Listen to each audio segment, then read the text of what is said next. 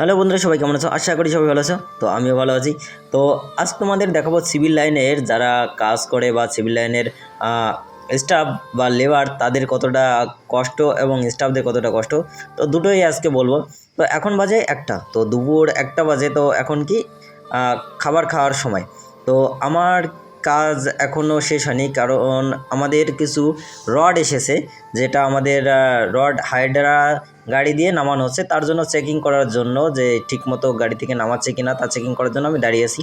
আর একটা বেজে গেছে, খিদেও লেগেছে। এদিকে আমার যে মানে শ্রমিক বা ওয়ার্কার তাদের খাওয়ার জন্য তারা খাবার নিয়ে আসছে, তো খাওয়ার জন্য তারা ওদিকে খেতে বসে গিয়েছে। তো আমারও খিদে লাগছে, দেখে আমারও খুব একটু মানে খিদে খিদে লেগেছে। কী করবো, যত সময় না এই রডটা এখানে রাখা হচ্ছে তত সময় ধরে আমাকে দাঁড়িয়ে থাকতে হবে। আর ওদিকে যে কংক্রিট মানে সিমেন্টের গাড়ি এসেছে, তো ওগুলো আমাদের নিচে ঢালাই হচ্ছে আর কি, কলম ঢালাই হচ্ছে। তার জন্য ওটাও আমি চেক করলাম, তো চেক করার জন্য দাঁড়িয়ে আছি যে ঠিকমতো ওগুলো কাজ হচ্ছে কিনা বা মাল ঠিকমতো আসছে কিনা। তো দুটোই আমাকে চেক করতে হচ্ছে সাইড থেকে।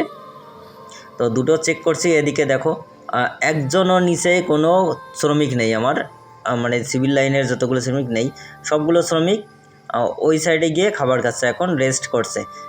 কিন্তু আমাকে কিছু সময় পর রেস্ট করবো, কেননা আমারও তো খিদে লেগেছে, খেতে হবে। তো তার আগে এগুলো তোমাদের দেখাচ্ছি। দেখো হায়দ্রাবাদ থেকে কীভাবে রড নিয়ে মানে সঠিক জায়গায় রাখে। তো প্রথমে দড়ি দিয়ে বা এখানে যে হাইড্রার যে রশি থাকে, তো সেটা দিয়ে ভালো করে বেঁধে নেয় বা লক করে নেওয়ার পরে হাইড্রা উঁচু করে নেয় রডটাকে। এইভাবে উঁচু করে নিয়ে দুই সাইডে দড়ি বেঁধে এবার টেনে টেনে নির্দিষ্ট জায়গায় রাখা হয়। তো এইভাবে কাজটা পরিচালিত হয়।